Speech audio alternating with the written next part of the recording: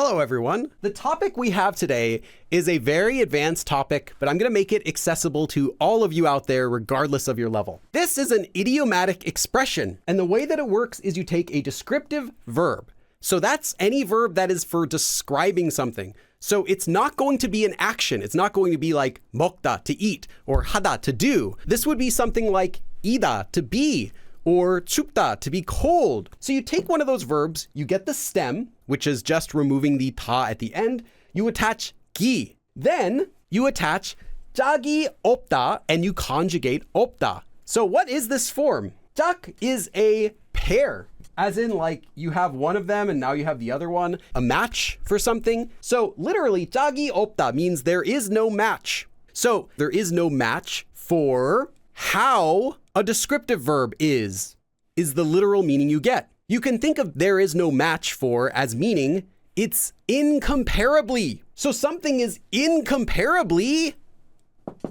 whatever descriptive verb. By that it means couldn't be more, or something is so much, therefore it's incomparably that much. Note that this form is always used as 짝이 없다, and this E is just the subject marker. Normally, you can remove subject markers in conversation, but not with an idiomatic expression. So it's always 짝이 없다, not 짝 없다. Here's one easier way you can think about this form.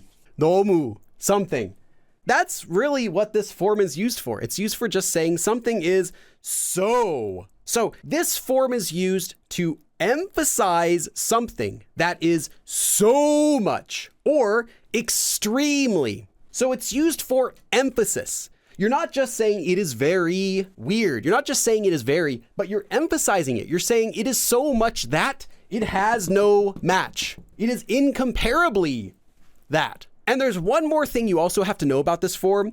It is only used in a negative, as in bad way. It's not going to be used to show something that you're praising. 맛 없다, to be not delicious, to taste bad. You could use it with that, but you can't use it to say something is so wonderful, so cool, so great. It's only used for negative things. So the most common way that you're going to hear this form is when somebody is complaining. And that's all you need to know. Let's do some example sentences. 영화가 지루하기 짝이 없었어요. 영화, the movie.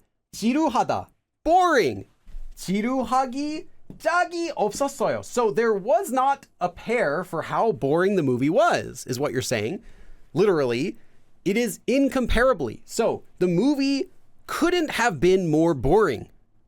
Or just the movie was so boring. Again, this is for negative usage. You're kind of complaining. You wouldn't say the movie was so wonderful with this form. The movie was so boring. 영화가 지루하기 짝이 없었어요.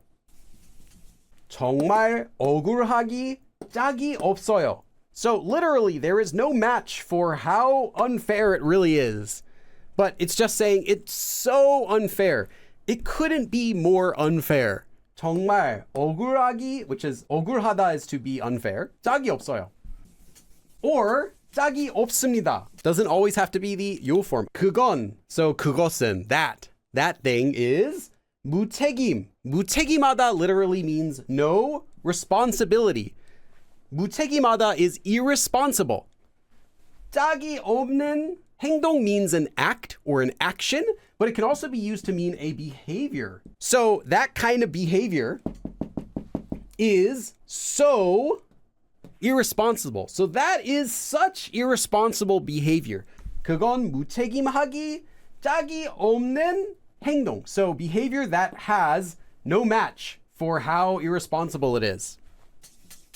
There's another form that's used in a very suspiciously similar way, and that is 그지없다. It's used in the same way. You take a descriptive verb stem, you attach 기 just like before, and then you use 그지없다, which is one word, and you can conjugate it. It's used to emphasize that something is so much or it couldn't be more, but the literal meaning is slightly different, and there's one additional thing you need to know. This can be used with both positive and negative sentences. You can use it to say something is so unfair, or you can say something is so wonderful. The The literal meaning, though, of this form is a little different. 그지없다 literally means to have no end to something or to have no limit to something. So when you're saying 맛이 있다, to be delicious, you're saying 맛있기 그지없다. You're literally saying there is no end to how delicious it is. There is no limit to how delicious it is. This word originally comes from the Korean word 끝. So it actually is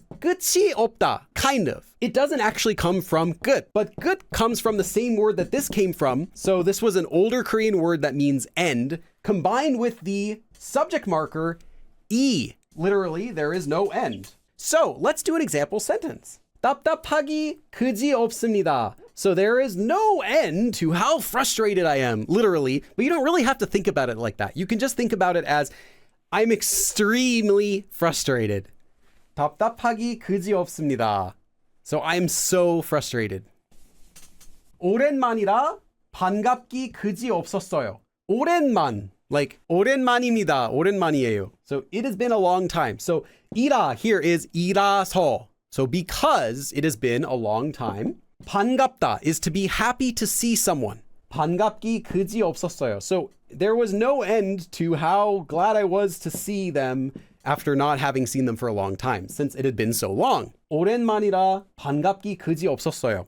So I was so happy to see them because it's been such a long time.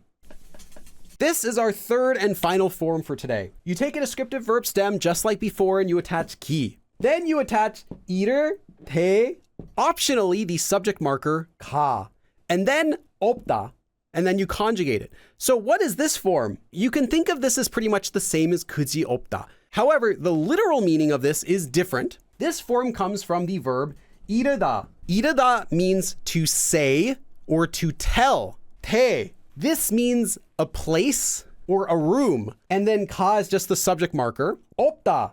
You're literally saying there is no room, as in there's no space, there's no place, to say something. So it's indescribable. There's no room for words. Indescribable is the feeling you get. It's used in the same way to emphasize how much something is.